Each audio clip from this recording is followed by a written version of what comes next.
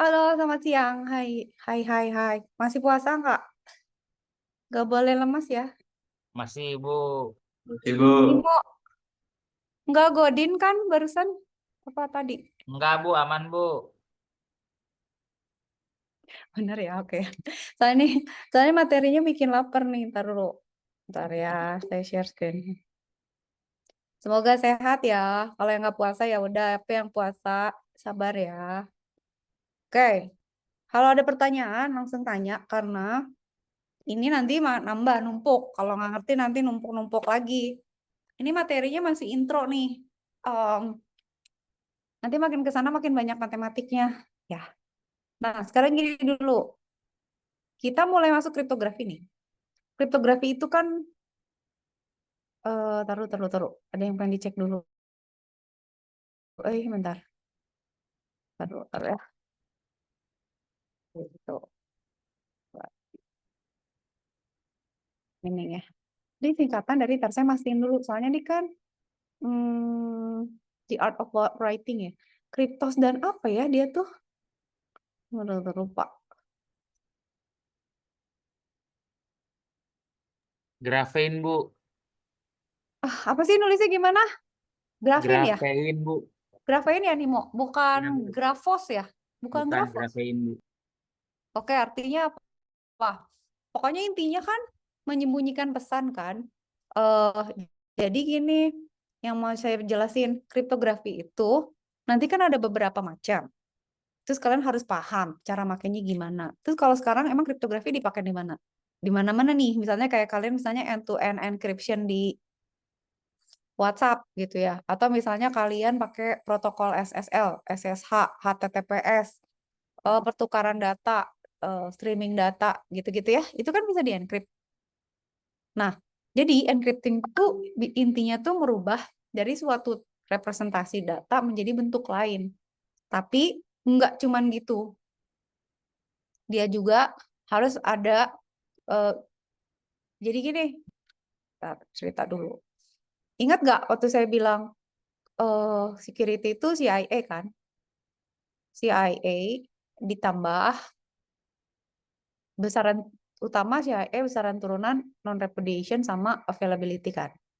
Nah, si kriptografi itu adalah ini, merahasiakan gitu. Jadi gimana caranya merahasiakan suatu data supaya yang lihat tuh yang boleh aja. Gimana gimana caranya yang lihat cuman yang boleh, Bu? Ada kuncinya gitu. Jadi kita tuh mentransformasikan suatu pesan menjadi ciphertext itu pakai kunci. Kuncinya yang tahu cuman yang boleh.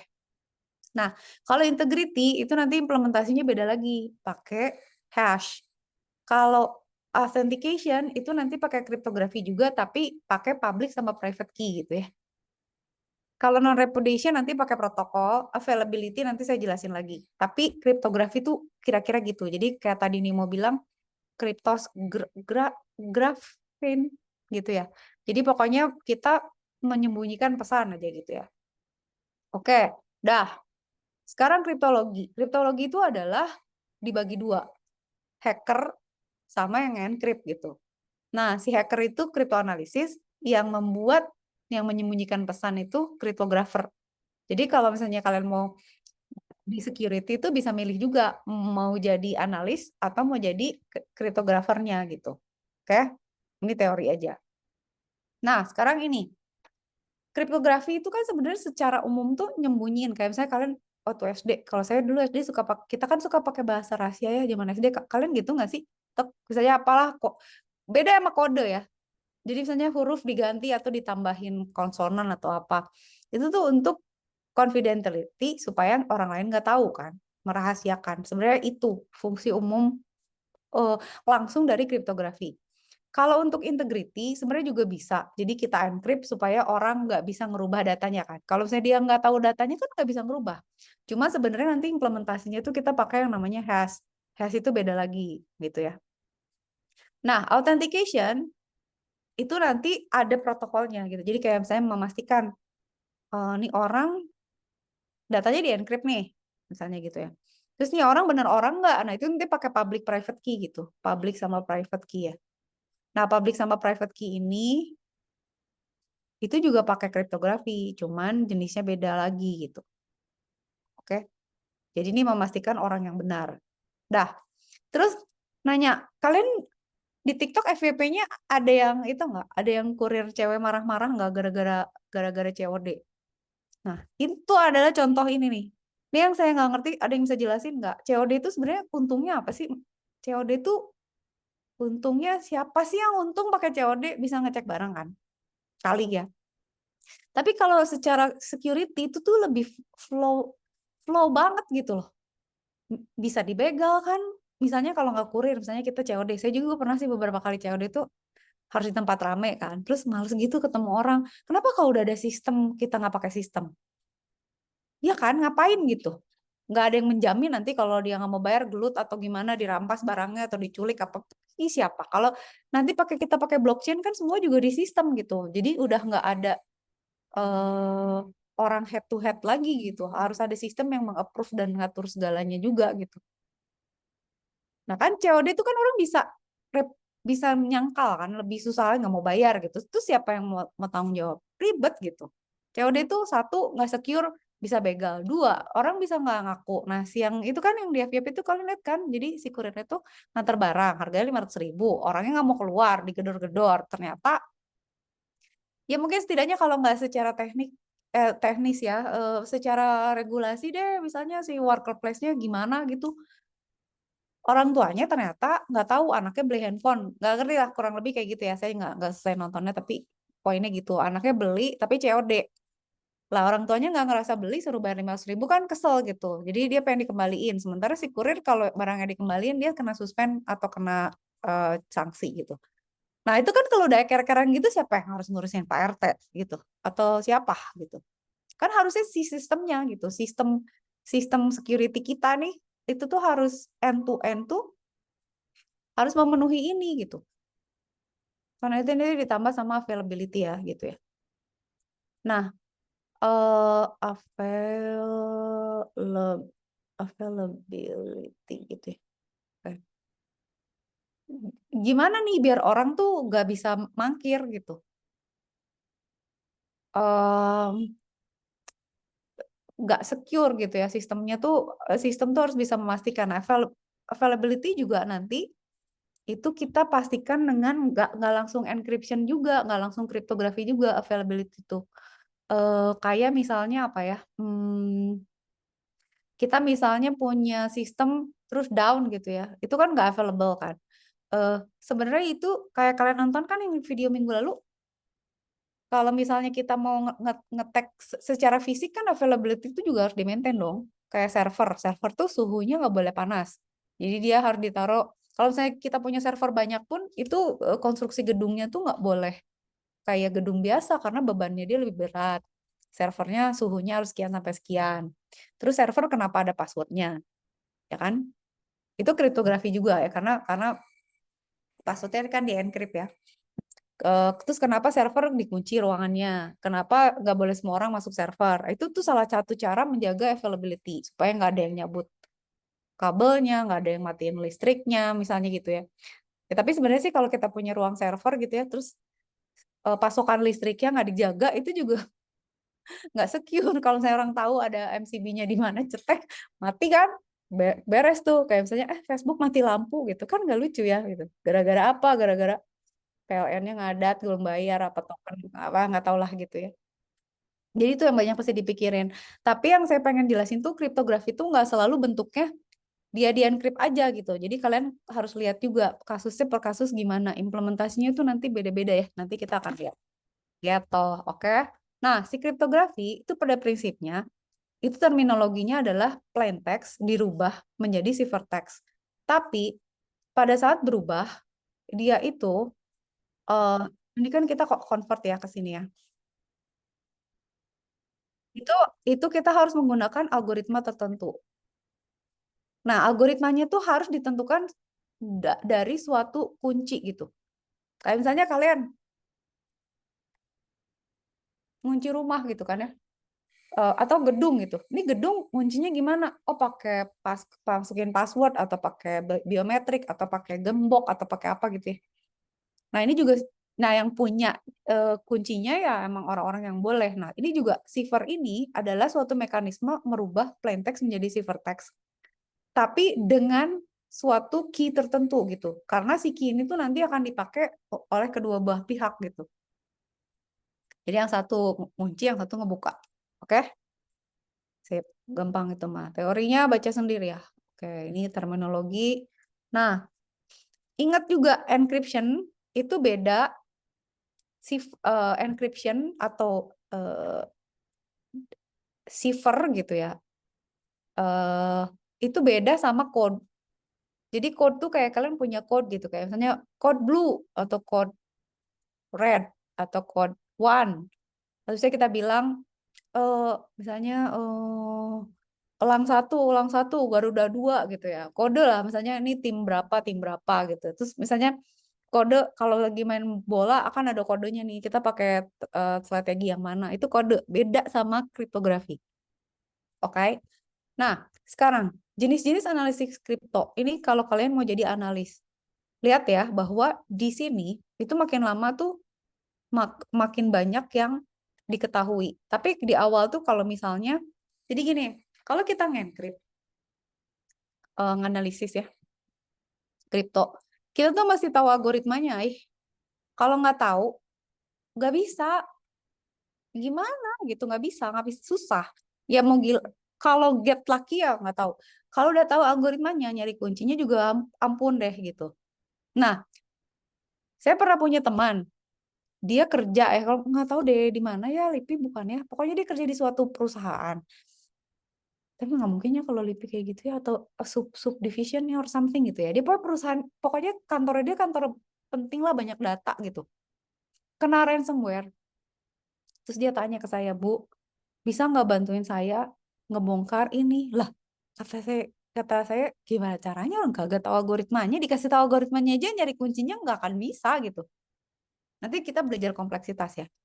Nah, problemnya si orang ini tuh data sekantor nggak di backup. Jadi sebenarnya kalian kalau mau survive, maksudnya mau memenuhi standar security, itu kalian availability itu artinya apa? Bikin backup. Jadi kalau data kalian hilang gitu ya, Bu, saya ganti handphone, iCloud saya hilang gitu, atau Dropbox saya hilang, Google Drive saya hilang, itu tuh berarti nggak secure gitu. Kenapa nggak di backup? Misalnya udah mau tugas akhir, ya komputer saya down, terus saya nggak punya backup, itu nggak secure berarti. Nah, secure itu termasuk bikin backup. Nih si bapak ini tuh nggak ada backupnya. Jadi udah tuh selesai tuh, perusahaannya kagak ada datanya, udah nggak bisa, ransomware bayar nggak bisa. Kalaupun ada duitnya nggak akan dibukain. Dia kalau mau ngehack sendiri nggak, yang gimana caranya nggak tahu gitu ya. Nah, jadi kalau mau nganalisis kripto juga nggak mungkin kalau kita nggak tahu algoritmanya sih sebenarnya gitu. Susah lah, gila. Cobain deh. Kalian cobain deh challenge-challenge di internet yang misalnya can you decipher this gitu, tapi nggak dikasih tahu algoritmanya. Masya Allah, udah nggak tahu deh. Nah, biasanya jenis serangan tuh misalnya dia cuma tahu ciphertext-nya doang. Jadi dia cuma tahu kode rahasianya setelah di-encrypt gitu. Jadi cuma tahu ini sama tahu ini. Nah, berarti dia harus nyari apa? Harus nyari kunci dong gitu. Jadi kayak misalnya, wah ini ada teks bla bla bla gitu yang nggak kebaca. Tapi ini di-encrypt dengan ciphertext, dengan sesar cipher gitu. Oh, dicoba aja gitu, mencoba siapa tahu ketemu key-nya. Atau kalau kita tahu enkripsi, tahu ciphertext-nya, terus tahu pasangan plaintext ciphertext gitu. Jadi kita tahu kalau ini jadi gini, kalau ini jadi gini, kebayang nggak? Jadi misalnya kayak kalau kalau ini di encrypt tuh jadi gini, ini kalau di encrypt tuh jadi gini gitu. Nah, itu tuh kita bisa analisis kan. Jadi dari situ kita bisa lihat, oh kalau ini jadi gini berarti ada pola nggak gitu. Prinsipnya tuh analis tuh mencari pola. Kriptografer itu membuat segalanya tidak berpola gitu. Supaya nggak bisa dibongkar. Nah, kalau kita tahu lagi misalnya algoritmanya kita tahu, ciphertext-nya tahu, terus dia bisa bisa milih plaintext-nya gitu. Jadi dia punya misalnya punya software-nya atau kodenya di mana dia bisa nge-generate ciphertext dari plaintext apa aja gitu. Nah, itu bahaya juga tuh karena dia bisa nyoba-nyoba kan. Jadi misalnya kalau gue nge-encrypt A jadi apa?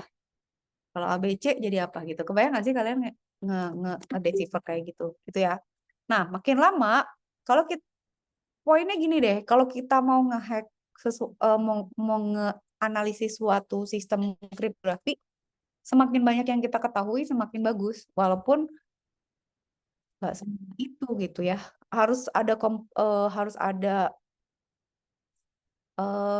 info yang kita ketahui sama computation power-nya juga. Terus ada juga jenis serangan yang adaptive Chosen ya. Jadi kita tahu algoritmanya, si vertex-nya tahu, udah gitu ini bisa lebih detail lagi dari yang sebelumnya gitu. Jadi lebih adaptif lagi gitu ya. Udah. Nah, kalau kita tahu algoritma, si vertex, terus kita tahu nih kira-kira isinya apa gitu. Jadi kalau misalnya kita tahu nih misalnya oke, nih kira-kira isinya tuh misalnya surat undangan rapat gitu kan kita bisa ngebayangin gitu, oh ini pasti di sini tanggal gitu kan, bener nggak? Terus misalnya oh ini misalnya obligasi atau misalnya cek atau surat tanah atau misalnya ada polanya gitu. Itu kalau kayak gitu atau topik ini kayaknya tentang transfer duit deh gitu. Berarti harus ada kata-kata ini sama huruf-huruf ini gitu. Nah, itu tuh lebih lebih memungkinkan kita. Tapi intinya apa? Dengan kita tahu lebih banyak, kita tuh bisa mengurangi possibility kan. Nah, kriptografi itu sebenarnya menyembunyikan sehingga orang nggak bisa baca kan. Nggak bisa baca kenapa? Karena terlalu banyak kemungkinan. Nah, kalau kita mau bikin suatu sistem yang secure, kalau orang mau ngetek tuh kita buat mereka susah karena mereka nggak cukup waktu atau nggak mungkin untuk nyoba semua possibility gitu. Itu namanya search space ya. Jadi search space itu penting gitu.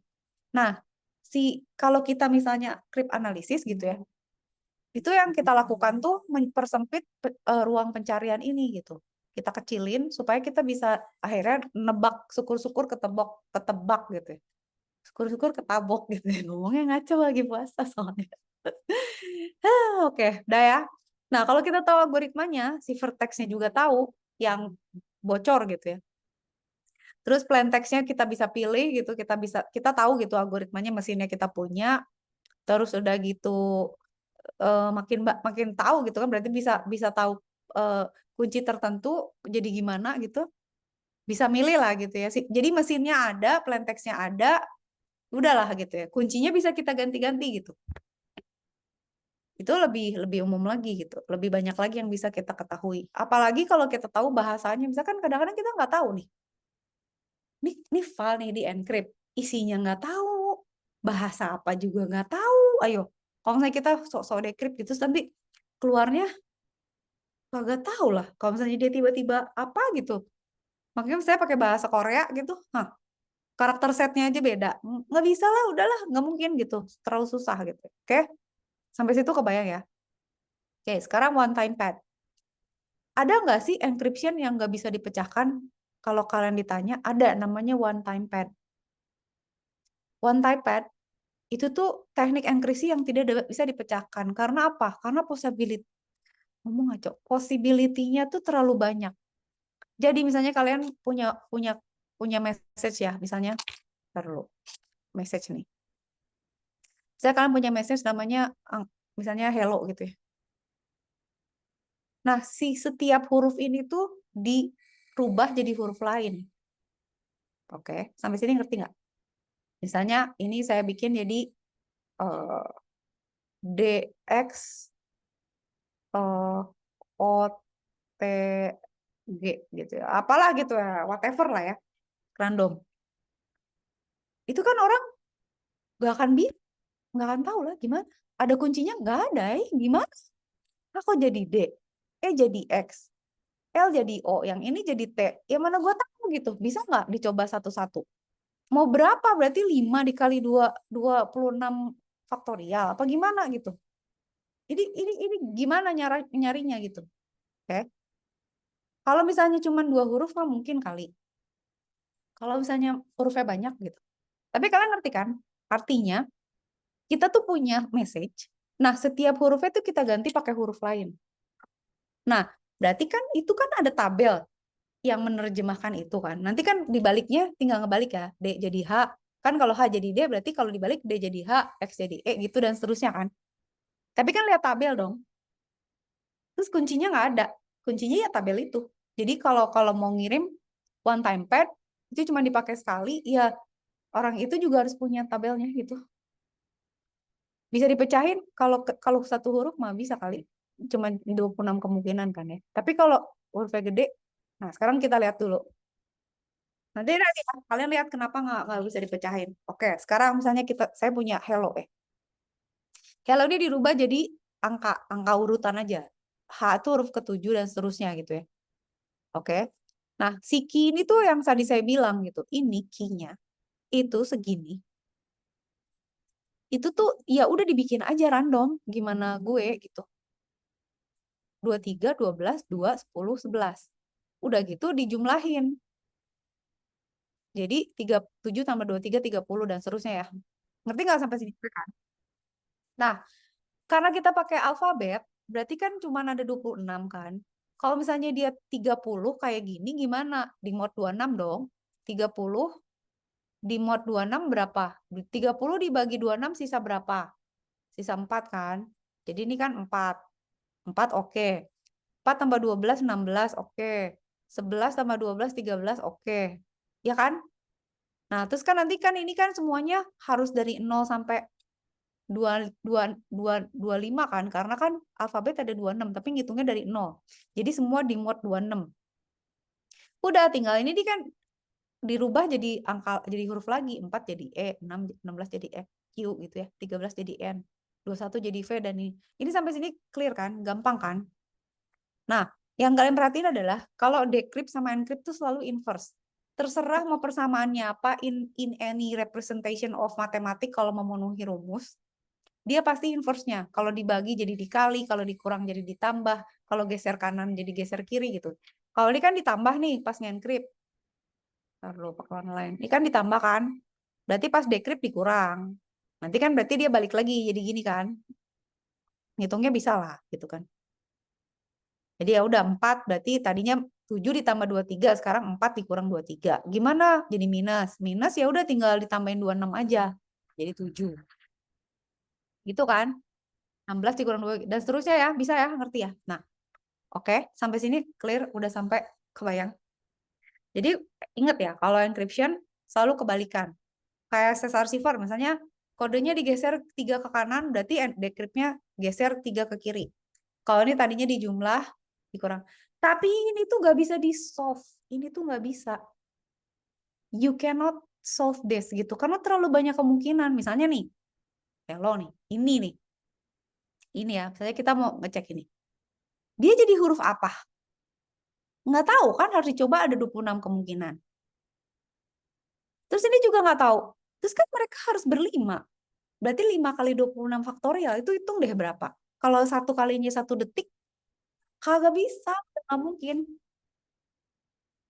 Oke, itu dulu kebayang nggak? Nah, jadi one time pad itu impossible to solve. Kenapa? Ada yang bisa jawab nggak? Karena kuncinya itu sepanjang message-nya.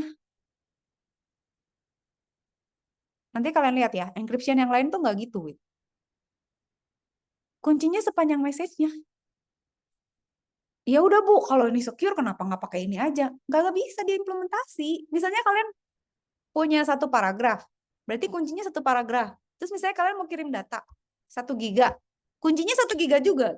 Ya gila, itu maksudnya kayak kalian kunci rumah segede rumah gitu kan? Wah, kalau kunci laci segede laci ya deh gitu. Kunci dompet segede dompet iya deh gitu. Kunci rumah segede rumah apa maksud gitu. Jadi ini tuh it cannot be implemented gitu in any ways gitu. Ngerti gak? Jadi kalau nanti kalian udah belajar Kamsis nih ya, terus mau kerja, terus kalian ditanya, OTP tuh jelasin kenapa dia nggak bisa di-solve, ya itu gitu. Misalnya kalian mau nge-encrypt 1 buku, masa kuncinya 1 buku juga? Ya terus gimana pertukaran kuncinya dong? Terus udah gitu one time lagi. Jadi nanti kalau ngirim message lagi ganti buku gitu kan, resource-nya aja buat gonta-gantinya udah pegel gitu. Gitu ya, walaupun bisa di coding, cuman udah ya kebayang ya OTP ya. Bukan one time, apa sih kalau one time password ya? Ini mau apa OTP one time password. Satu lagi apa sih OTP? Ini kan one time. Satu lagi apa? Bodoh kalau nggak minum kopi. OTP tuh pokoknya ada kan OTP yang dikirim di SMS. Itu bukan itu loh ya. Alah, nggak ada kopi lemot gue. Dah, sampai sini ada pertanyaan nggak? Awas ya, kalau ditanya nanti kok bisa jawab. Jangan pada tidur. Bangun. Puasa, nanti buka puasa kita makan nasi Padang. Oke. Sekarang Caesar Cipher. Lihat. Caesar Cipher tuh jadul. Mungkin kalian waktu SD pakai juga nih. Saya dulu waktu sama anak saya yang kecil dulu waktu dia masih kecil pakai Caesar Cipher nih. Di kode digeser-geser gitu ya. Wah. Ini gampang kan? Kalau encrypt ke kanan, kalau decrypt ke kiri. Rot 13 juga sebenarnya gampang kan? Kalau nge-encrypt di rotate 13, kalau decrypt 13. 13 kan separohnya 26 kan? Jadi kalau di encrypt 2 kali jadi balik lagi kan? Bener nggak? Oke ya. Nah, sederhana nih. Nah, kalau Caesar Cipher, key-nya apa sih? Key-nya kan berapa kali gesernya kan? Bener nggak? Iya, Bu. Jadi kalau misalnya message-nya panjang, tadi siapa yang jawab? Dava. Dava, Bu. Dava, oke, Dava. Ya, Dava yang waktu itu kita nggak ketemu ya, Dav, gara-gara Dava ikut lomba ya? Ya, waktu itu saya dispen, Bu. Belum ketemu kita, Bu. Iya, sombong. Oke, ketua kelas ya Dava ya? Oke. Betul, Iya, Bu. Dav. Jadi, kuncinya itu cuman angka kan? Angkanya berapa? Kuncinya tuh ada berapa? Bisa 0 sampai 25. Kalau 0 berarti nggak digeser, 1 geser 1, 25 berarti balik lagi kan? 25 geser 25 kali kan? 26 balik lagi jadi 0 kan? Itu kebayang nggak? Oke ya. Beda kan sama OTP? Oke. Nah, kalau kayak gitu OTP sama Caesar Cipher itu artinya mono alfabetik. Jadi satu huruf itu jadi huruf lain. Problemnya kalau yang kalian harus perhatiin, kalau misalnya pakai Caesar Cipher, itu tuh A tuh pasti jadi dia, B pasti jadi dia. Kayak misalnya A jadi D, B jadi I, selalu gitu. Kalau di OTP tuh nggak gitu. Jadi kalian nggak akan tahu polanya tuh nggak ada. Baik kalau itu di-create random, udahlah selesai gitu. Udahlah gitu, udah. Nggak bisa lah, udah gitu. Ya, jadi, nah, coba lihat. Misalnya Telkom University. Devon, mau nanya nggak? Devon mau nanya nggak?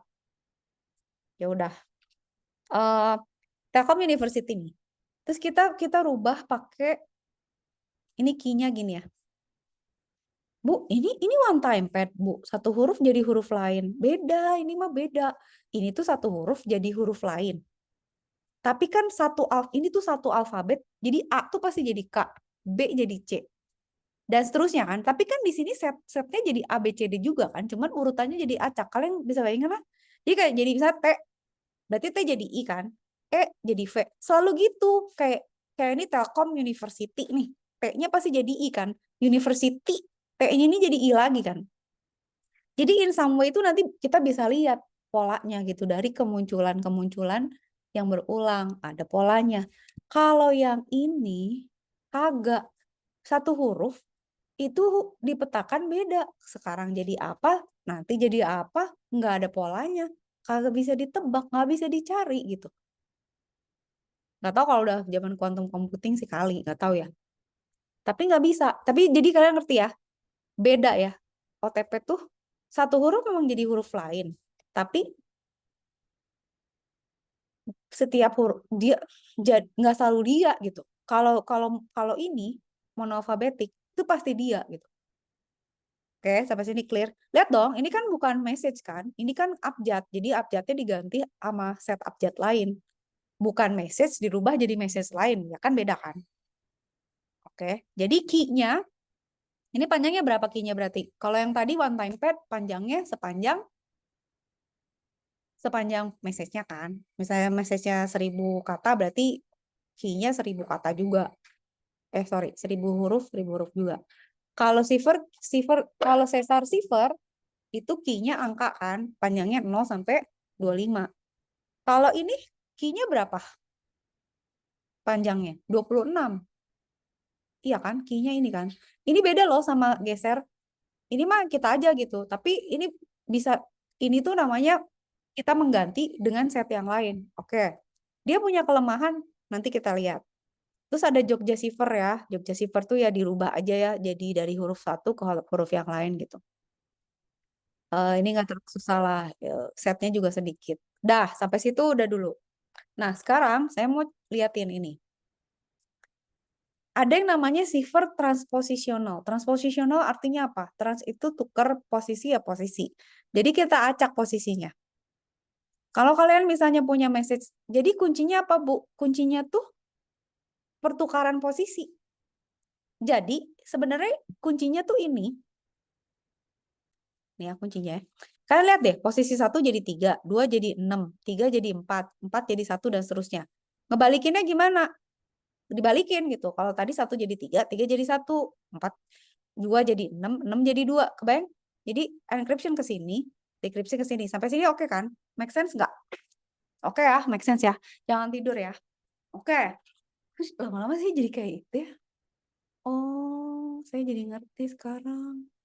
Dulu tuh saya mikir ya, kalau ngajar online gini tuh sebenarnya kayak orang gila gitu. Ngomong sendiri gitu ya. Hopefully nggak pada tidur, nggak pada ngapain gitu, nggak pada main mole. Tapi sebenarnya kalau sekarang ya orang jualan di TikTok apa di Shopee itu kayak gitu juga kali ya. Saya kan dia ngoceh-ngoceh aja terus gitu yang beli ya, cek out ya. Ya, yuk digercep aja, tinggal dua gitu kan kayak orang gila juga sama sih sebenarnya. Ya gitulah. Oh, berarti profesi yang mirip tuh jadi host nge-live ya. Berarti harusnya saya bisa ya. Mungkin juga sih. Oke. Balik. Nah, ini kalian lihat ya. Kita punya plain text. Itu tuh di encrypt-nya per baris.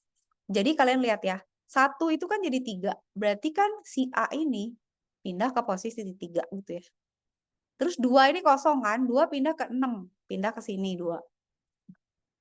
G ini kan posisi 3. 3 tuh ke 4. Berarti pindah ke 4. Gitu ya. Kebayang nggak? Semua barisnya tuh diacak sesuai dengan si kunci ini gitu. Bikinnya gimana, Bu? Sebenarnya ini tuh kayak yang tadi, kayak yang alfabet.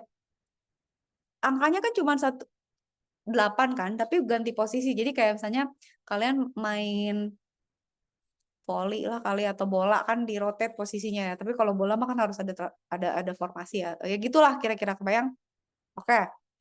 Sampai sini ngerti. Awas ya kalau nggak ngerti. Nggak nanya.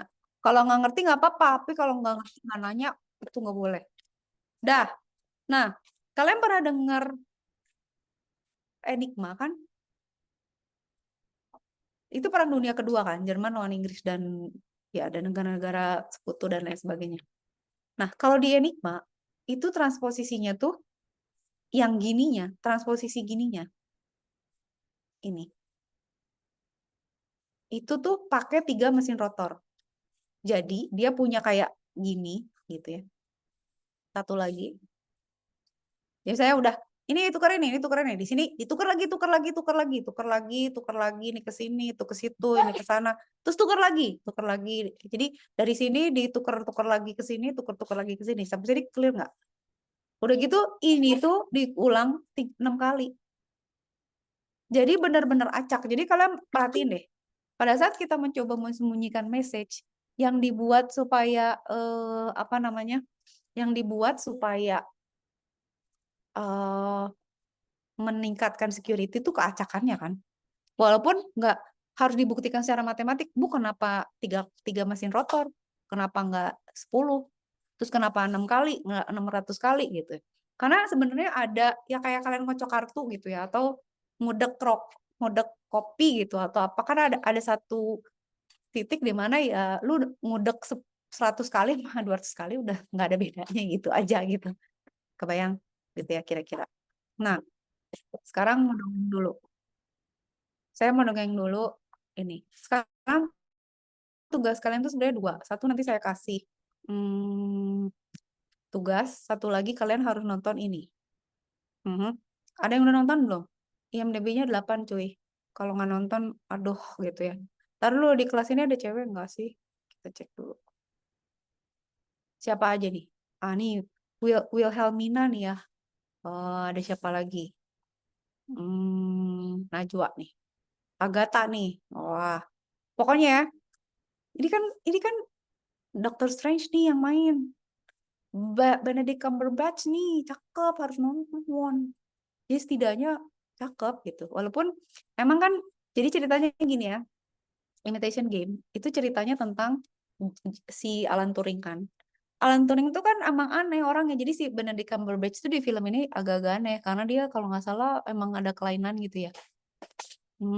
Kayak ini deh Da Vinci. Da Vinci itu kan juga artis kan, pinter banget. Tapi orang pinter tuh suka jadi aneh ya, jadi psycho gitu. Ya gitulah. Kayak si ini kan juga dia seneng sama jenis sebenarnya. Jadi gantengnya tuh agak-agak beda gitu, nggak secakep di Doctor Strange ya. For your information gitu. Nah, tapi emang kayak gitu sih Alan Turing nih. Alan Turing tuh wajahnya kayak gini. Gitu. Ya.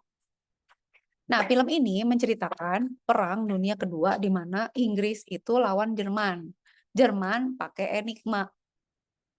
Inggris mau menghack Enigma. Yang ngerjain Alan Turing. Berhasilkah? Berhasil. Mesin Enigma itu kayak gini kalau kalian lihat. Liatin deh, kalau kalian perhatiin. Nih, dia kan punya rotor 3 nih. Dia tuh ngacak setiap huruf yang diketik itu ke 3 rotor ini. Jadi kayak misalnya oke, Q jadi apa. Jadi berarti kalau tadi kan kita 8 ya. Itu kan misalnya posisi berapa jadi posisi berapa, posisi berapa jadi posisi berapa kan.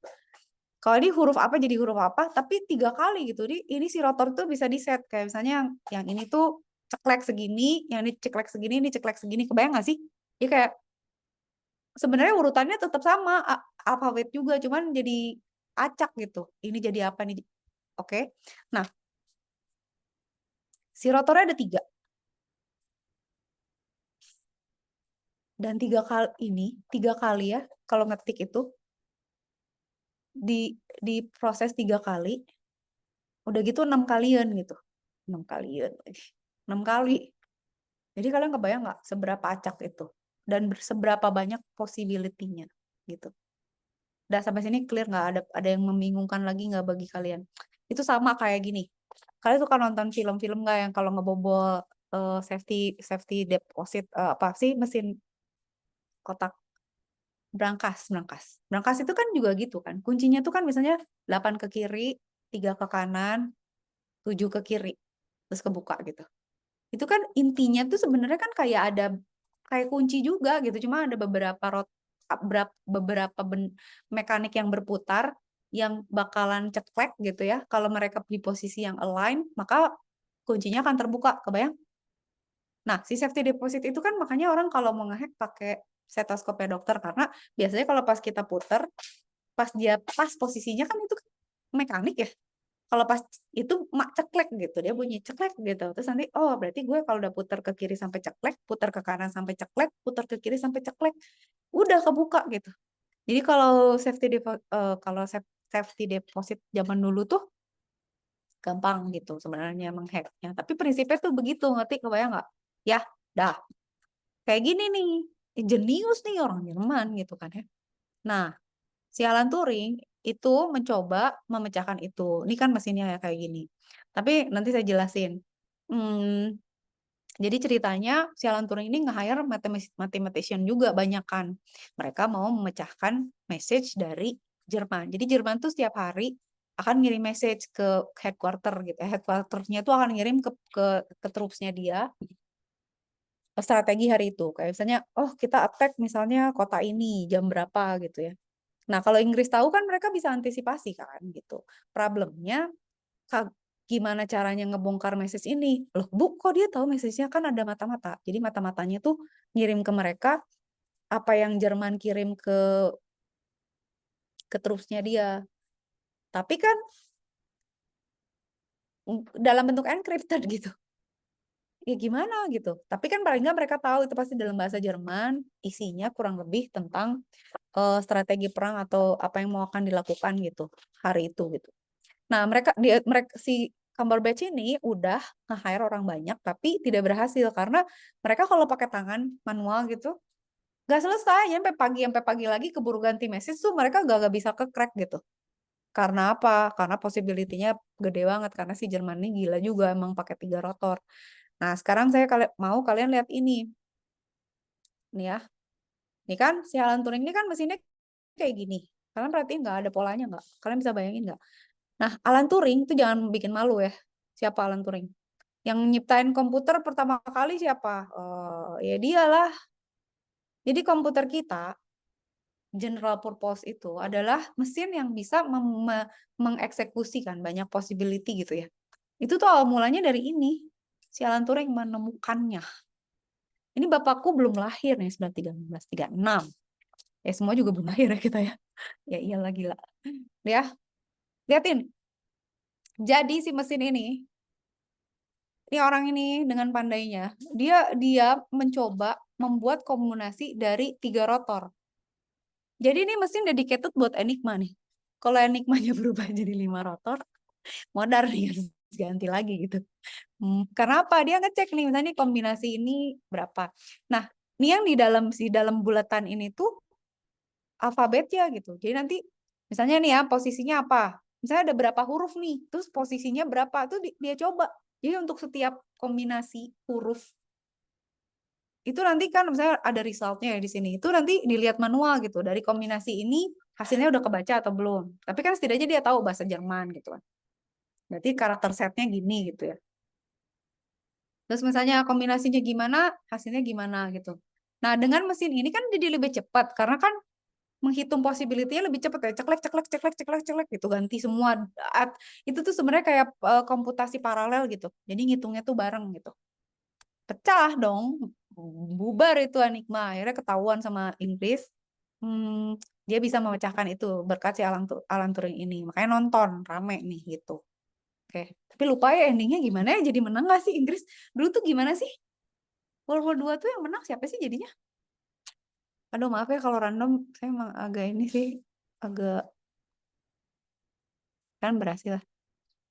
Agak distracted kayak. Who won World War II? Allies Bu yang menang. Siapa? Allies, UK sama US.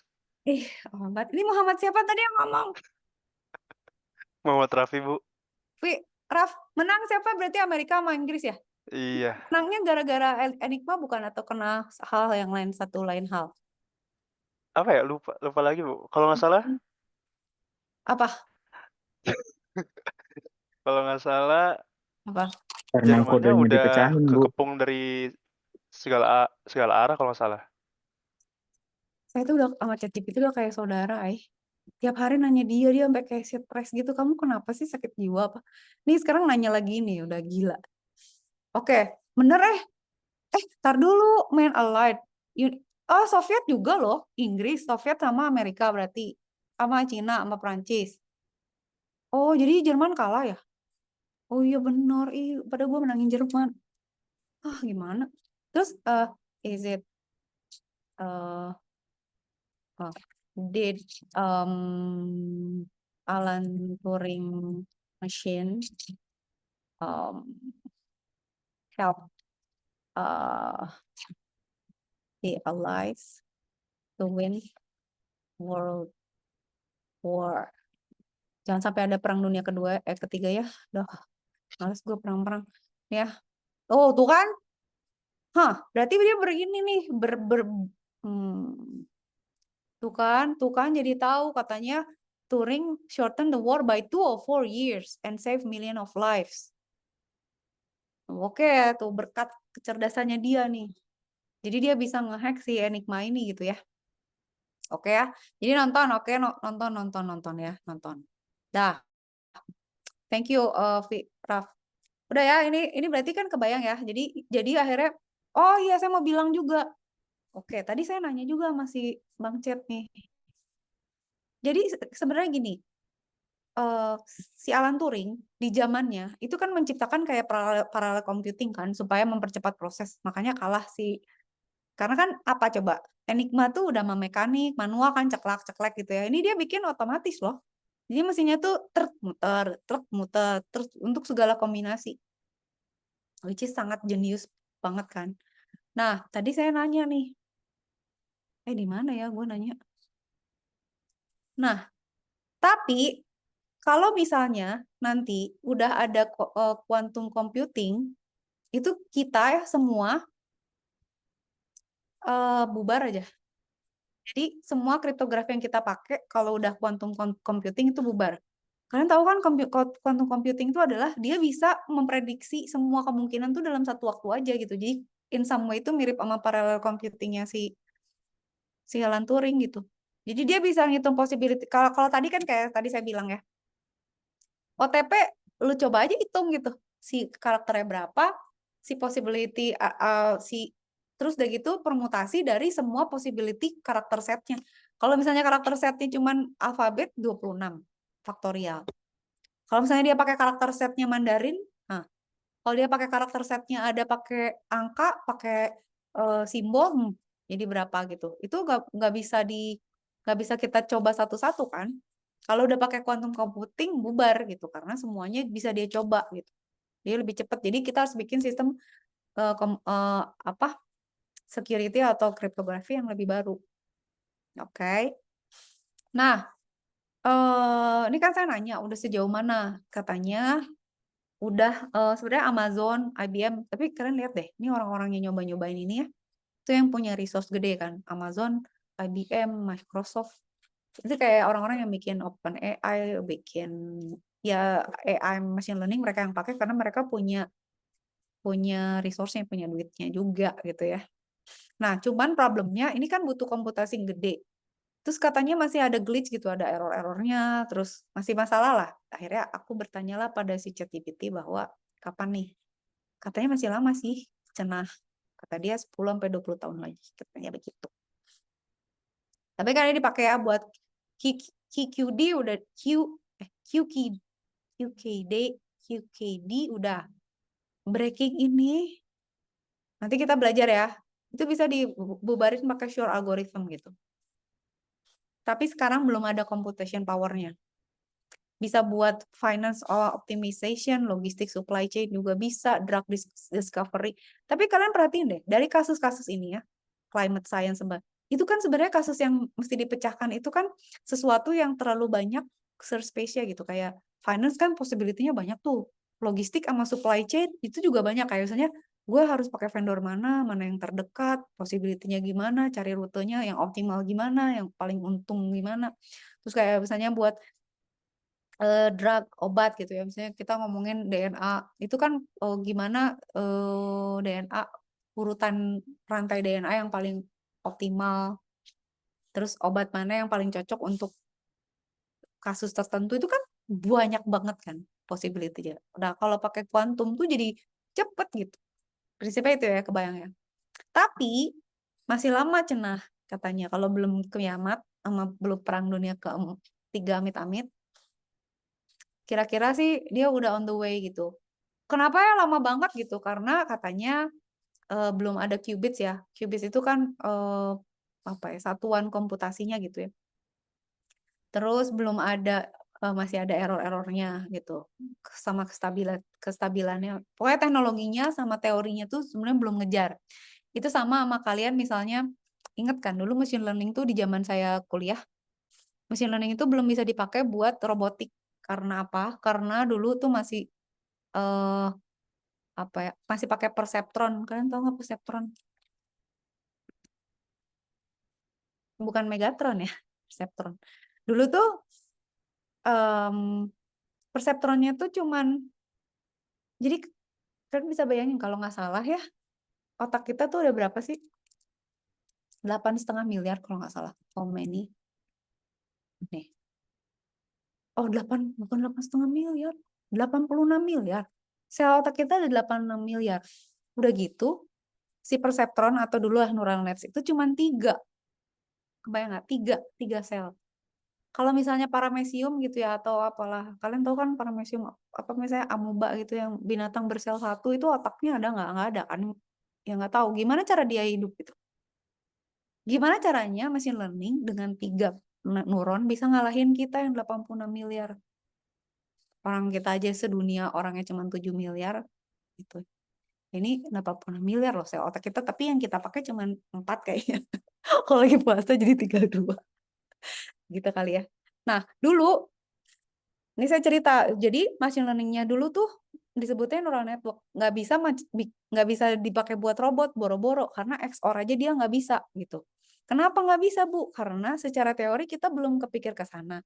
Ada komputasi yang harus dilakukan. Terus computation power-nya juga nggak cukup. Jadi kalau kalian sekarang kalian belajar misalnya sekarang pakai YOLO lah, pakai algoritma CNN, apa segala. Zaman dulu mah kagak bisa di-compile, nggak ada, belum ada cloud computing, komputernya masih 8 bit. Terus mau gimana? Prosesornya masih 8088 gitu. Jadi secara teknologi itu ada saat dimana suatu teknologi belum bisa diimplement karena kagak ada teorinya, belum ngejar kitanya gitu ya. Karena juga komputasinya belum ada. Nah, itulah sebabnya quantum computing tuh belum bisa diimplement. Jadi kalian nanti kalau ditanya gitu jawab ya, udah diajarin nih pokoknya sama Eke bahwa kayak gini gitu. Ya, dah. Ini cerita apa sih? Kok banyak banget sih? Nah, udah. Oke. Dah. Sekarang kita lihat ada algoritma lain. Ini tuh nggak dipakai secara kehidupan nyata tuh nggak dipakai nih. Tapi ini contoh gitu. Just in case juga. Kalau misalnya kalian ujian, ini kayak anak TK ya. Kalian harus bisa. Nggak boleh nggak bisa. Jadi misalnya kamu pecahin ini pakai Relevance, pakai Playfair, pakai Cesar, pakai Vigenere. Harus bisa ya. TK ini mah beneran. Nih ya, sekarang kalau Relevance, itu tuh key-nya itu adalah jumlah baris. Nanti, si hurufnya tuh kita atur berdasarkan di zigzag gitu loh, berdasarkan jumlah kolomnya gitu. Ya misalnya, repeat attack tonight. Nah, itu tuh kalau misalnya ada spasi ya di sini sama di sini, itu diisilah pakai X aja gitu. Supaya nanti kalau di message-nya ada juga kita tahu bahwa, oh, ya apesnya sih kalau ada X juga gitu ya. Cuman bisa ketukar antara spasi. Tapi kan nanti kan kebaca juga message-nya gitu. Jadi ini buat ngepad apa ya, padding buat nambal yang kosong. Jadi prosesnya gimana, Bu? Ya udah di layout kayak gini, sesuai ininya, di zigzag gini. Udah kan? Terus kalau udah dibaca ke kanan, jadi RSG. SD banget kan, terus ETA. Jadi baca baris pertama, baca baris kedua, baca baris ketiga. Gitu ngerti ya? Ngerti? Kalau ngerti nanya. Oke? Nah, kuncinya tuh 4. Bisa 3 nggak, Bu? Bisa. Kalau 3 berarti kayak gini, kalian mecahnya gini. Gitu. Per 3 gitu.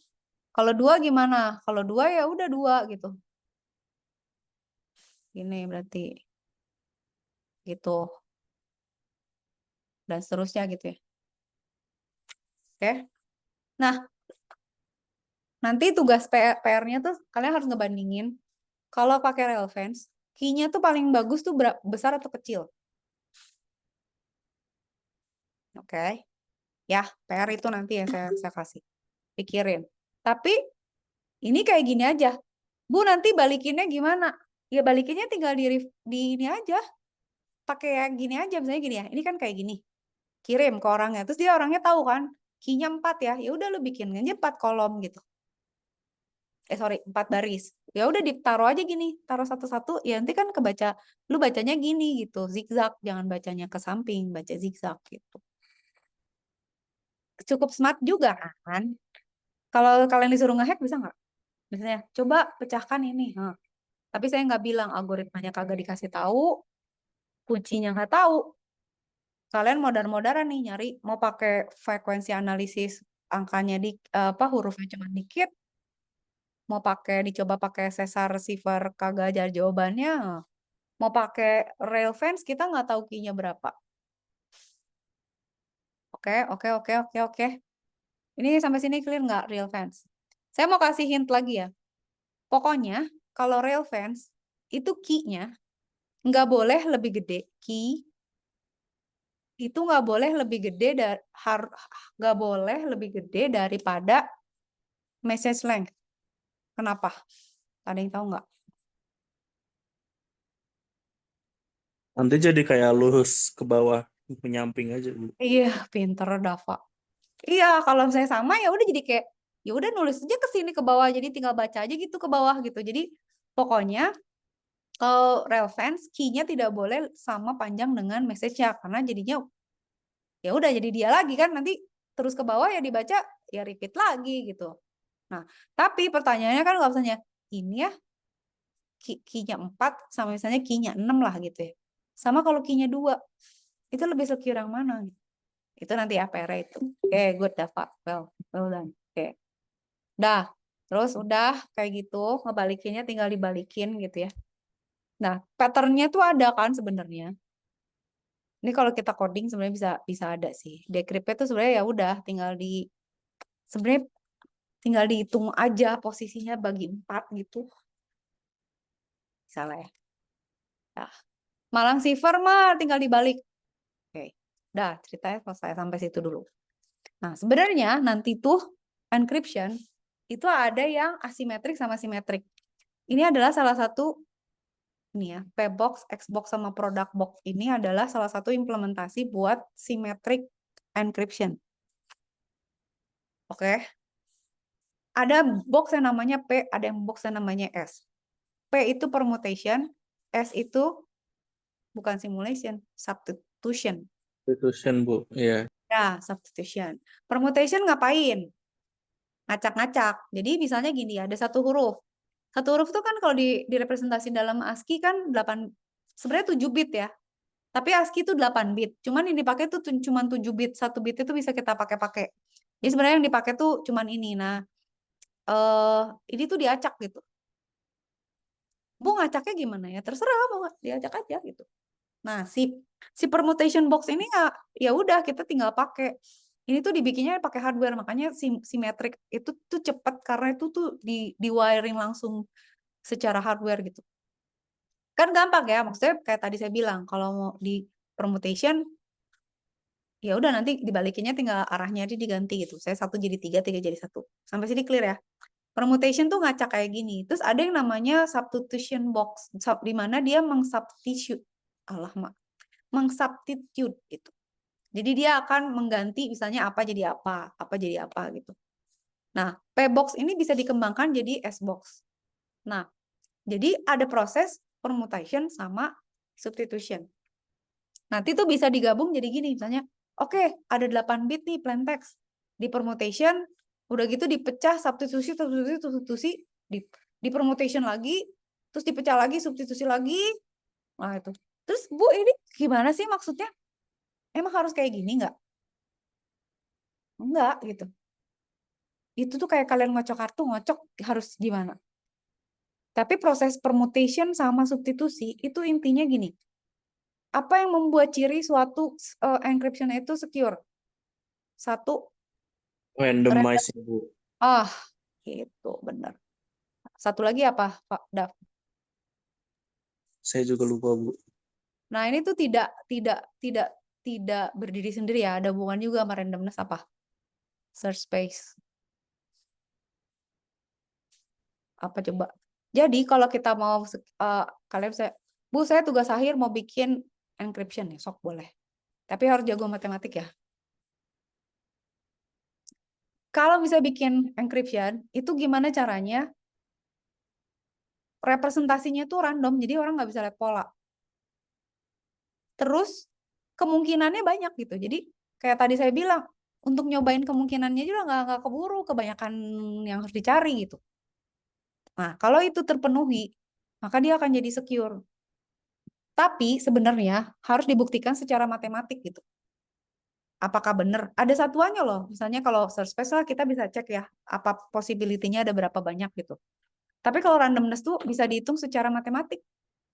Apakah dia random atau enggak. Soalnya saya waktu S3, ada teman saya yang S3 juga. Dia tuh saking pinternya, bisa nebak ya. Misalnya ada satu cipher nih. Jadi teman saya tuh ada yang bikin cipher. Ya satu lagi ngebongkar ciphernya kurang ajar lah pokoknya. Jadi kalau nggak salah jadi pembimbingnya dia tuh sama dia di analisis di secure atau enggak.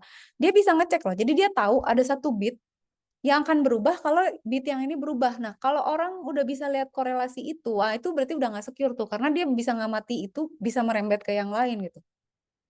Nah, tujuannya asymmetric encryption itu kenapa ada kayak gini ya? Ya kayak tadi saya bilang lah, misalnya mau di permutation 100 kali, disubstitusi 200 kali, itu ada satu titik yang sama aja gitu.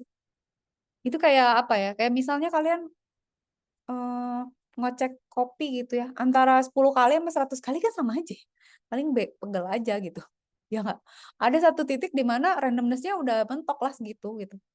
Lu mau acak-acak kayak gimana juga malah mungkin ada kasus-kasus yang dia malah ada apa ya? Ada collision atau ada pola yang akhirnya itu jadi vulnerability-nya gitu. Jadi sebenarnya kalau misalnya, Bu, kenapa rotornya nggak 600 gitu kayak tadi ya? Ya ada titik kalau misalnya karakter setnya cuma 26 gitu sebenarnya kalau 600 rotornya terus dibolak-balik 300 kali tuh udah ada di satu titik yang udah nggak nambah lagi gitu. Lo mau gimana juga udah mentok randomness-nya segitu. Jadi jangan ngabisin resource untuk sesuatu yang nggak perlu gitu ya. Dah. Nah, sekarang ini yang monoalfabetik ya. Nah, kalau misalnya kita coba ini saya bilang, kalau monoalfabetik itu kita bisa nebak dia dari cari pola kan. Kalau kita brute force itu kayak gila gitu. Berarti kan permutasi ya. Kalau set alfabetnya 26 berarti 26 kali permutasinya gitu. Kalau misalnya ada 4 kata berarti 4 huruf berarti dikali segini. Satu kali percobaan 1 milisecond aja udah 10 triliun tahun, nggak bisa gitu. Kecuali ada quantum computing ya udah gitu. Nah, berarti kan nggak bisa dong brute force. Nah, satu cara adalah dengan menganalisis frekuensinya. Beda sama OTP. OTP kagak bisa dilihat frekuensinya karena satu huruf jadi huruf apa kita nggak tahu.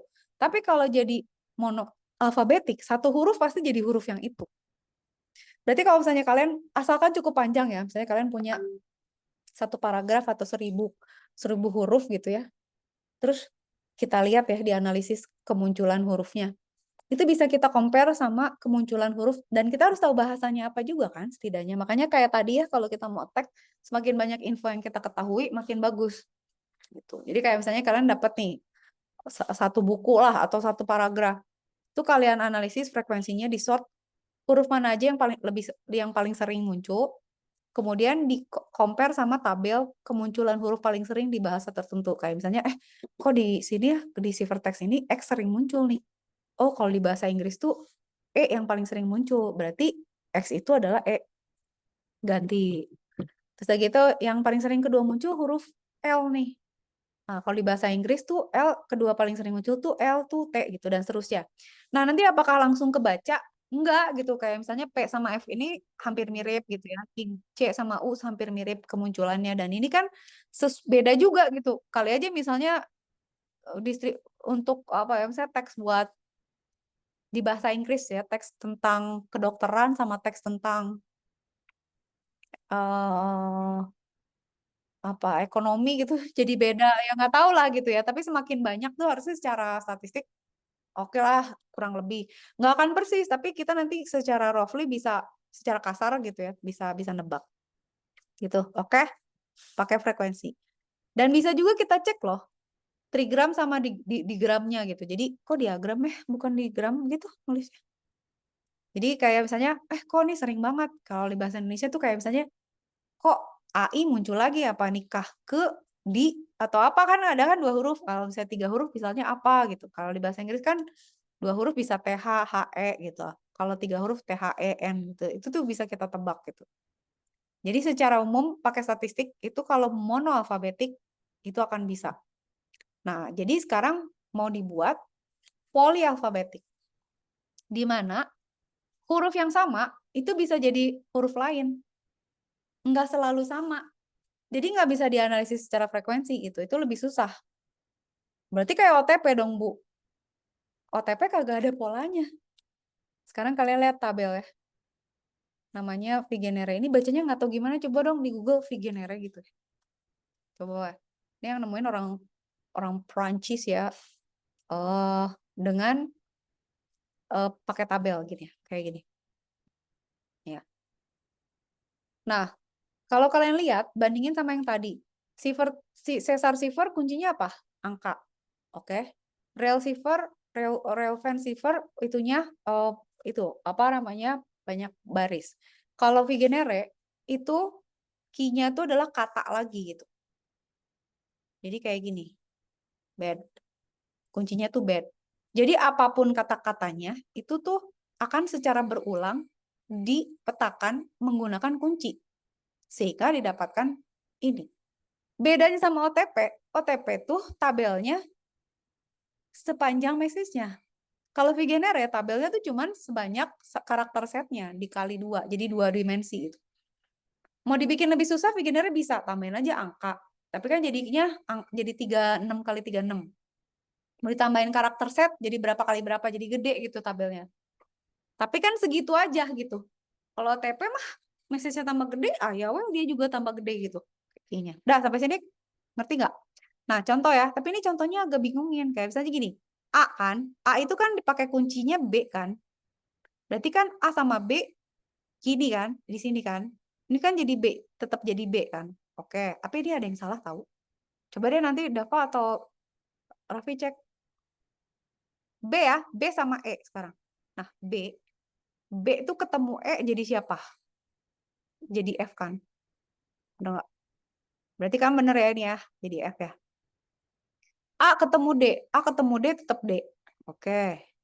D ketemu B jadi apa? D ketemu B. Jadi E. Nah, kalian lihat kan bet-nya diulang-ulang kan? Nah, terus D jadi D ketemu E. D ketemu E, itu kan harusnya H ya, H kan? Nah, kalau E ketemu D, itu harusnya sama juga. E ketemu D itu HH juga. Berarti ini tuh harusnya bukan HGFH, tapi HHFH. Ini tuh kayaknya salah gitu. Oke? Dah, sekarang E ketemu B gimana? E ketemu B apa? F kan? Ini kan ya. Terus D ketemu E apa? H kan? Udah gitu. Jadi tinggal misalnya apa? Misalnya Telkom University gitu ya. Telkom University. Terus saya misalnya pakai Telkom Univ gitu ya. Key-nya tuh kripto gitu misalnya. Oke, ini. Berarti kan ini kan kalau misalnya kita mau jadiin cipher kan T ketemu C kan. Berarti T kalau ketemu C itu jadi siapa? Jadi V gitu kan. Berarti kan ini jadi V. V. Terus E ketemu R jadi siapa? E ketemu R jadi V. Kok V lagi sih? V ketemu C jadi V. Hah? Apakah saya gila? E ketemu nasi Padang mana nasi Padang? E ketemu R. Kok V juga ya? Kok gitu sih? Ya nggak apa-apa, ya nggak apa-apa juga. Tapi kan kalian jadi bisa lihat ya. Lihat V sama V, ngeri tahu. Ya iya bisa juga loh, bisa jadi. Malah pusing kan, maksudnya V sama V.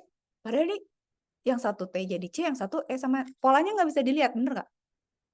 Nah Bu, dekripnya gimana? Balik aja gitu. Jadi kayak misalnya tadinya kita dapat V ya. Nah kita cek nih V sama C kan, berarti kita cek V yang ada C mana? V yang ada C di sini boleh. Itu berarti jadinya T kan, Telkom University kan. Mau baris ke kolom bisa, kolom ke baris boleh gitu. Atau misalnya lihatnya dari V ini. V itu diketemuin sama C kan di sini. Iya ya, V ketemu sama C. Gimana sih? Oh, enggak. V sama ini ya, misalnya yang ini kan jadi T ya, udah ketemu tadi ya. Sekarang R ya. V sama R kan, kripto kan, R. V sama R. Oke, V ketemu E di mana? V ketemu E. Lah, V ketemu R. Hold on, jadi apa? Oh, sorry. Kita cari V yang sama R. Nih, R nih kalau ada V ketemunya apa? Jadinya E gitu kan. Jadi T, E gitu ya. Kebayang nggak? Jadi kalau mau ngencrypt, kita cek si ini sama si ini kolom sama baris ketemunya di mana. Kalau mau decrypt, si ketemu ini dicari. Kan ini kita tahu key-nya apa. Cari dia ketemunya apa gitu. Kebayang nggak sih? Kebayang kan? Nah, sampai situ oke ya. Ini sebenarnya kalau ada campur sama sate Padang kayaknya lebih gampang jadinya gitu. Sebenarnya kuncinya adalah kalau ke puasa kayaknya lebih gampang semuanya. Jadi tenang. Semua terkendali. Nah, jadi ini adalah polyalfabetik di mana si setiap kelompok itu tuh direpresentasiin pakai kata lagi kan. Oke, sekarang lihat. Kalau tadi Caesar Cipher biar lebih secure gimana? Tambahin karakter setnya supaya kemungkinannya tambah banyak kan. Kalau cuma 26 kan bisa ditebak, gesernya cuma 0 sampai 25 kali kan. Kalau relevance ya bisa jadi ditambahin barisnya, tapi jangan lebih dari message-nya. Nah, kalau Vigenère gimana? Bagusnya kuncinya bagusan pendek atau bagusan panjang? Bagusan panjang, karena kalau pendek-pendek kayak gini, saya big gitu ya, itu nanti akan ada tiba-tiba misalnya dia align nih sama the gitu ya, itu nanti akan ada OPK sama OPK nih, terus kita jadi tahu, bertiga ini kok berulang sih gitu. Nah, itu dari pola yang terlihat bisa menjadi kelemahan. Nah, ingat, kalau substitusi polyalfabetik Vigenère kuncinya cuma satu, itu jadi monoalfabetik. Misalnya kuncinya cuma A gitu ya. Ini kan jadi A semua kan? Ya udah berarti T ketemu A jadi apa? H ketemu A jadi apa? Jadi selalu itu gitu angkanya. Jadi ingat, polyalfabetik dengan kunci yang satu, Vigenère loh ya, dengan kunci panjang yang cuma satu, dia akan sama dengan monoalfabetik. Jadi makin panjang makin bagus. Terus panjang aja nggak cukup, lebih baik panjang yang nggak berulang. Jadi kalau misalnya kalian, misalnya ya, ale-ale itu, ale-ale 3 huruf ya. Atau misalnya alenia gitu kan, itu atau apalah sesuatu yang E-nya ada E lagi. Kalau kripto kan hurufnya beda semua. Itu lebih ngacak lagi gitu. Oke, sampai sini udah ya. Nah, sekarang kita lihat Playfair. Ini kalau agak offside sedikit nggak apa-apa ya. Kalian sabar ya. Jangan minum dulu. Please jangan godin. Udah jam dikit lagi nih. Tinggal bertahan. Nih ya. Playfair Cipher. Ini juga anak SD lagi. Kalian cuma bikin 5 kali 5 kolom. Terus diatur aja alfabet.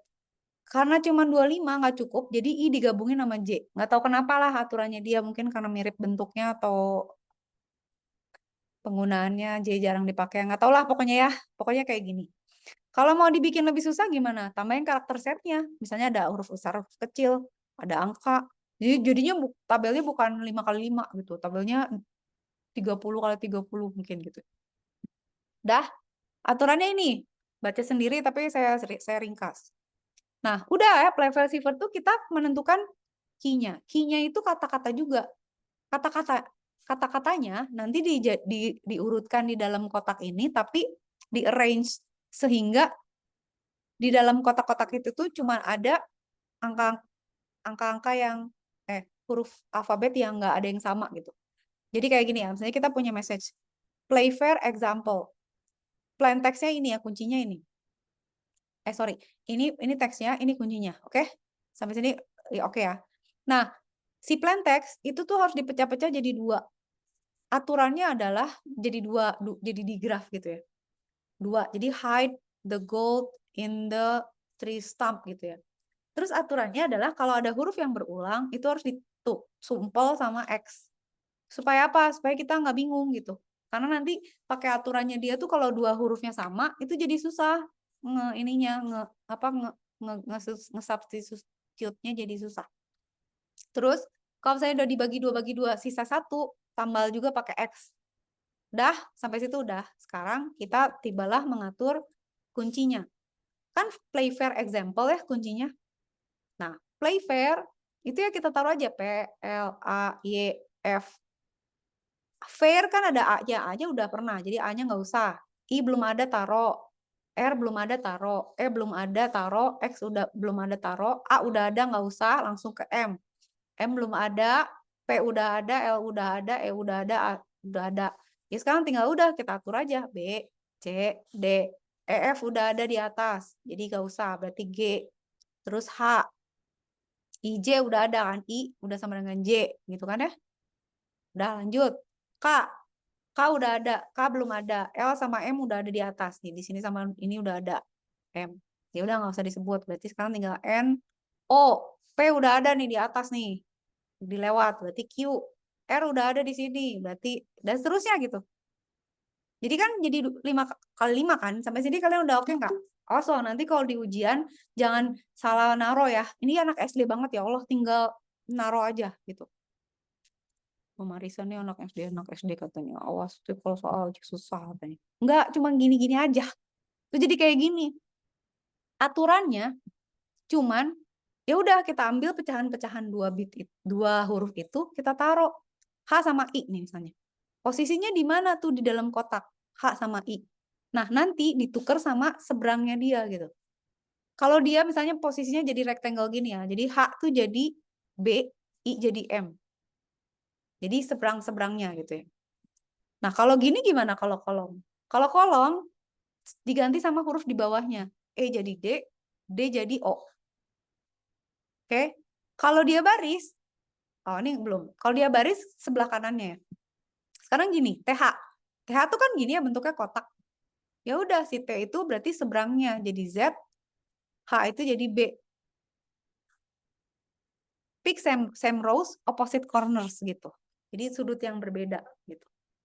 Udah sampai sini gampang kan? Nah, kalau bentuknya kotak gini ya sama aja gitu. D jadi G, X jadi G jadi D, X E jadi X.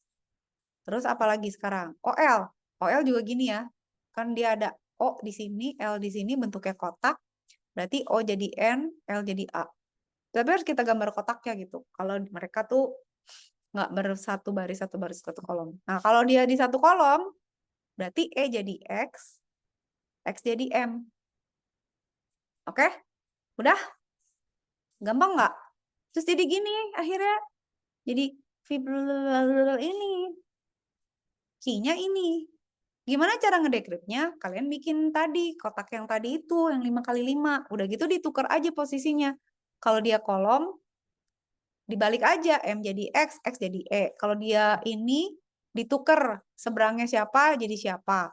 Kalau dia bentuknya kolom, tadi kan ke bawah ya, jadi kanan. Jadi kalau misalnya dia baris, tadinya kan digeser jadi ke kanannya, sekarang jadi ke kirinya. Kalau dia kolom, tadinya ke bawah, jadi ke atasnya gitu. Gitu deh. Oke, dah. Gampang nggak? Oke ya. Dah, jadi sebenarnya ini baru intro. Nanti tuh kalian akan belajar encryption yang di dunia nyata. Itu tuh banyak matematiknya. Jadi harus lebih bertakwa dan beriman dan bersabar gitu.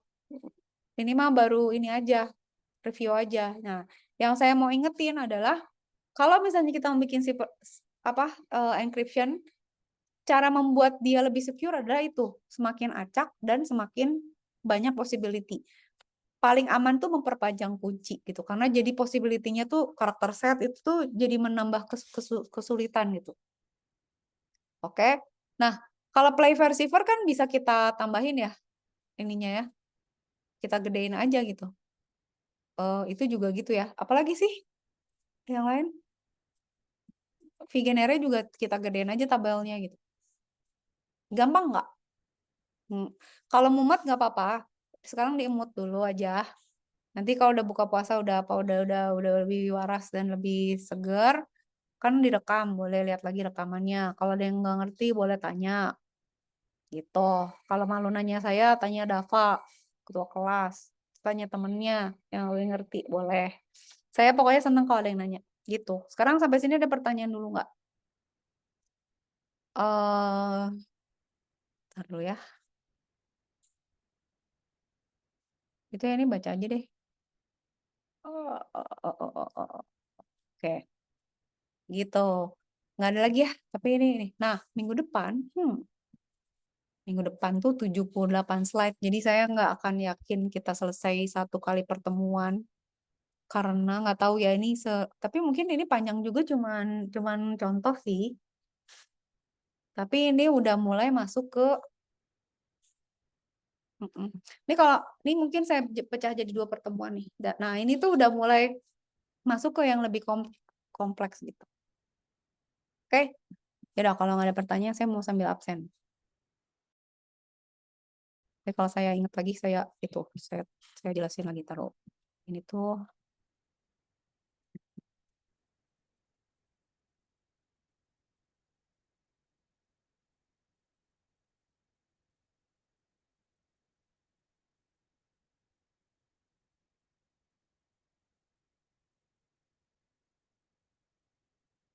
Mama.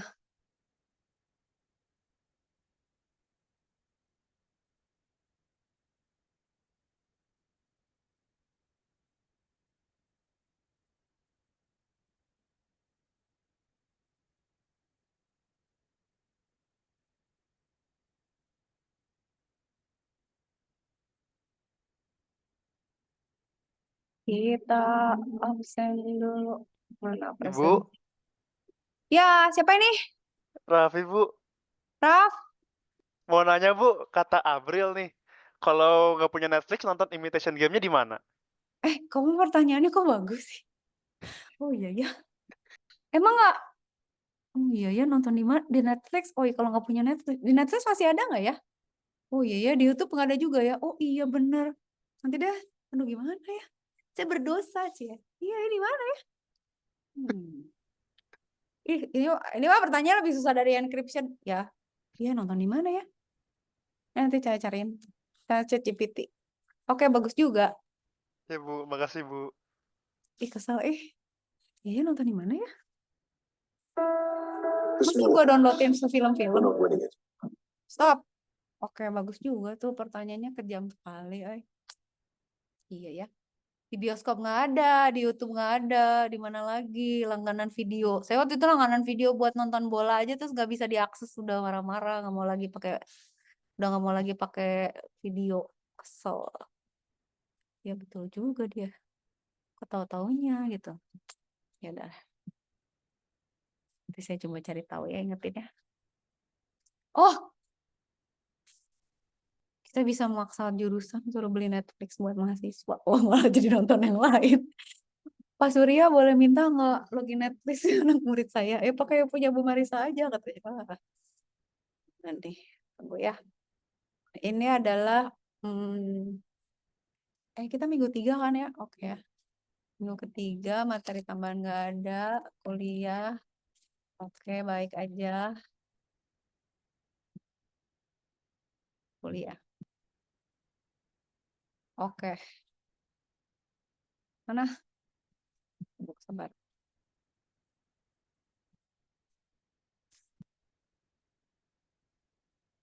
Iya ya, saya nyuruh nonton film kemarin gimana nontonnya ya? Banyak juga loh. Kemarin aja ketonton tuh karena tiba-tiba ada aja di Netflix juga, bener.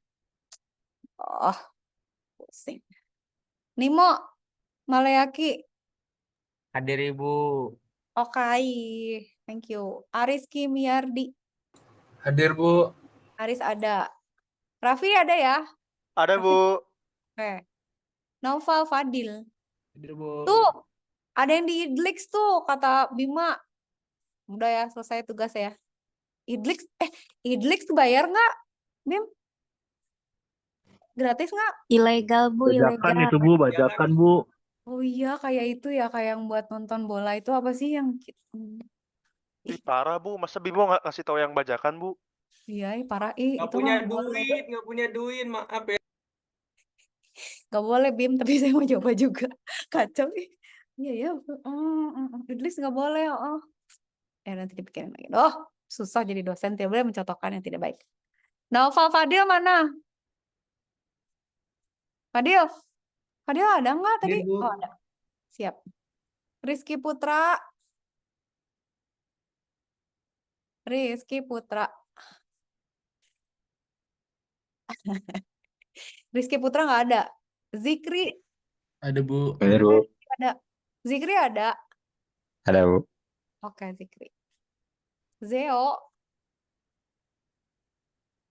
ada. Bu. Ada Zeo tuh puasa nggak? puasa, Bu. Puasa Zeo. Wah, dia puasa. Saya Kristen tapi, Bu. Kenapa puasa?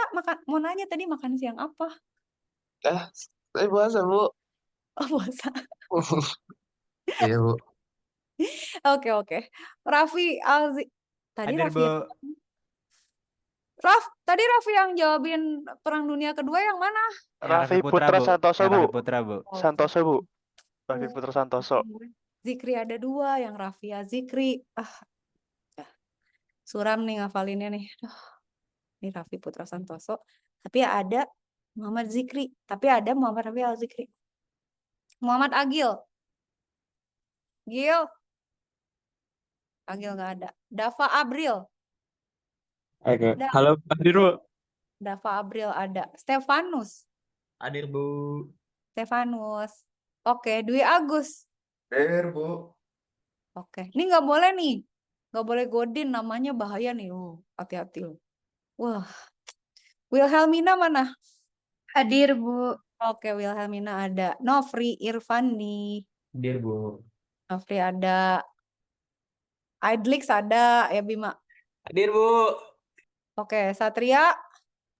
Hadir Bu. Satria ada. Lutfiah Maulid. Dia. Hadir. Oke. Ya. Khairon Abi Praya.